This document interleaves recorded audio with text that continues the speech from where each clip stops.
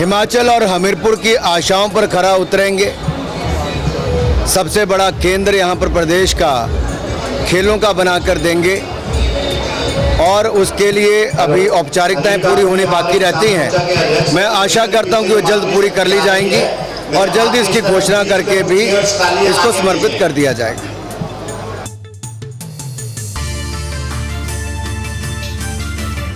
सुजानपुर पहुंचे केंद्रीय मंत्री अनुराग सिंह ठाकुर ने कांग्रेस पर जमकर हमला बोला है।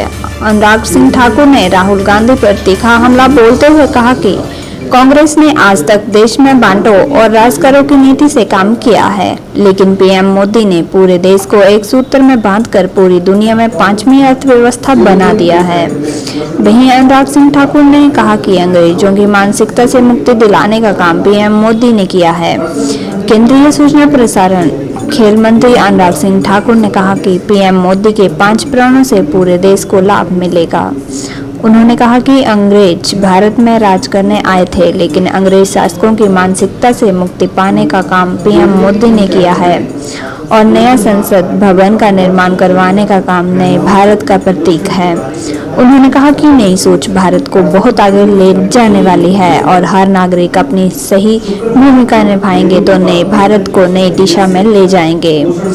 केंद्रीय मंत्री अनुराग सिंह ठाकुर ने कहा कि डबल इंजन की उपलब्धियां ढेरों हैं और विपक्ष की तिल मिलाना स्वाभाविक है।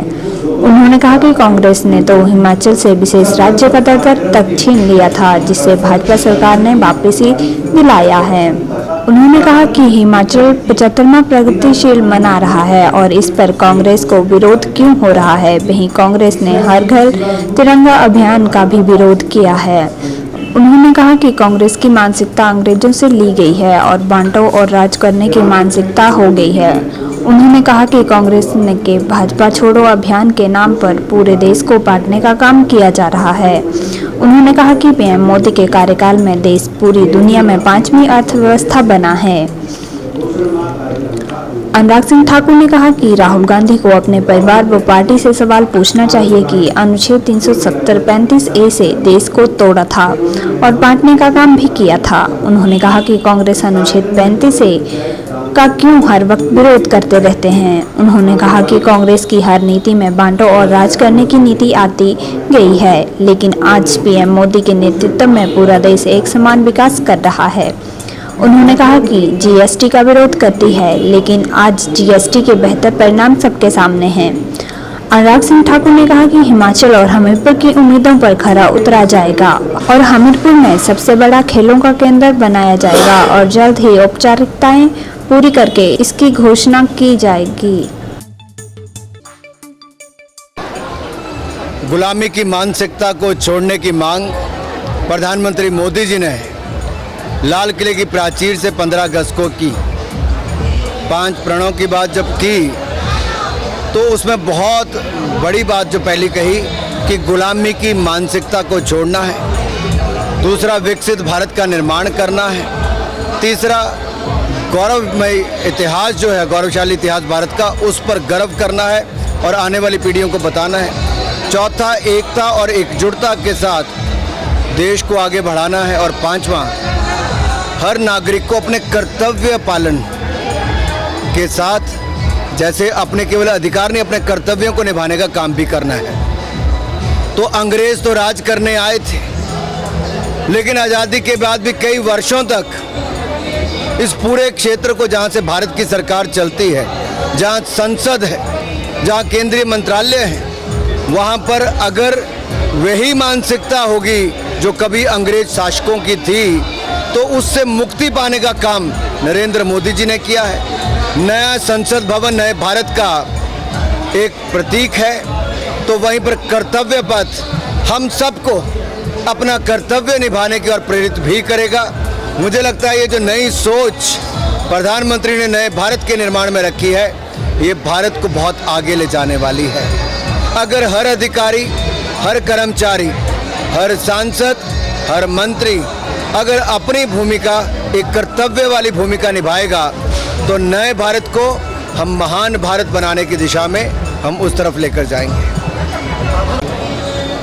डबल इंजन की सरकार का रिकॉर्ड काम, ढेरों उपलब्धियां, वहीं दूसरी ओर विपक्ष का तिलमिलाना ये स्वाभाविक है, क्योंकि कांग्रेस ने तो हिमाचल प्रदेश का विशेष राज्य का दर्जा छीन लिया था, मोदी जी ने वापस दिलाया। कांग्रेस ने तो यहाँ पर उद्योग लगाने के लिए कुछ नहीं दिया। अटल बिहारी वाजपेयी जी ने धूमल जी के कहने पर औद्योगिक पैकेज दिया। अब नरेंद्र मोदी जी ने मेडिकल डिवाइस पार्क और बल्क ड्रग पार्क, जिससे हजारों नौकरियां यहाँ पर उत्पन्न होगी, वो भी करने का काम किया है। यही नहीं मित्रों, ये जो प्रगतिशील हिमाचल आज़ादी के 75 वर्ष हम मना रहे हैं, देश आज़ादी के 75 वर्ष मना रहा है, हिमाचल अपनी प्रगति के 75 वर्ष मना रहा है, इस पर किसी को विरोध क्यों? ये तो तिरंगा झंडा फहराने पर भी विरोध करते थे। जब 13 से 15 अगस्त तक देश में हर घर तिरंगा की बात प्रधानमंत्री मोदी ने कही, तो कांग्रेस ने इसका भी विरोध किया। ये काहे का भारत जोड़ो अभियान शुरू करते हैं, ये तो तिरंगा फहराने पर भी विरोध करते हैं, और यहाँ पर आज़ादी का अमृत महोत्सव मनाने का विरोध करते हैं। कांग्रेस की मानसिकता जो है कि बांटो और राज करो, ये अंग्रेजों से ली हुई थी, और इन्होंने इसी पर सदा काम किया। आज कांग्रेस की हालत वो है, बिन जल जैसे मछली तड़पती है वैसे कांग्रेस तड़प रही है। और देश तो और एकजुट होकर आगे बढ़ा है। जिन अंग्रेजों ने हमारे ऊपर 200 साल राज किया, उनको पिछाड़कर मोदी जी के नेतृत्व में भारत दुनिया की 5वीं अर्थव्यवस्था बना है। इसका तो स्वागत करना चाहिए, एक भी कांग्रेसी ने स्वागत नहीं किया है। देखिए, राहुल गांधी जी को पहले अपने परिवार और अपनी पार्टी से एक सवाल पूछना चाहिए।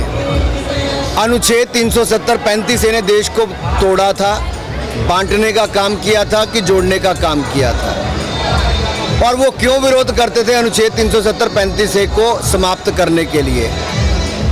ये नेहरू जी की गलती थी क्या कि जम्मू कश्मीर को विशेष राज्य का दर्जा दिया गया, जहां पर हजारों लोगों की जानें इन नीतियों के कारण चले गई? एक के बाद कांग्रेस की दूसरी नीति ऐसी आई जिसमें बांटो और राज करो की साफ झलक दिखती थी। आज सबका साथ, सबका विकास, सबका विश्वास, इसी मूल मंत्र के साथ नरेंद्र मोदी जी की सरकार काम करती है, और यही कारण है कि आज जीएसटी, जिसका विरोध राहुल गांधी करते थे, वन नेशन वन टैक्स, जो भारत को जोड़ने की बात थी, आज 1,40,000 करोड़ से ज़्यादा लगातार वहाँ पे टैक्स कलेक्शन होती, जबकि 1 लाख करोड़ भी कभी नहीं होती थी। ये अपने आप में दिखाता है मोदी सरकार का काम। दुनिया में सबसे तेजी से बढ़ने वाली अर्थव्यवस्था भारत बना है, ये दिखाता है मोदी जी का काम, क्योंकि संघीय ढांचे में कोऑपरेटिव फेडरलिज्म को सभी राज्यों को साथ में लेकर हमने देश को आगे बढ़ाने का काम किया है, भारत को जोड़कर ही आगे बढ़ाने का काम किया है।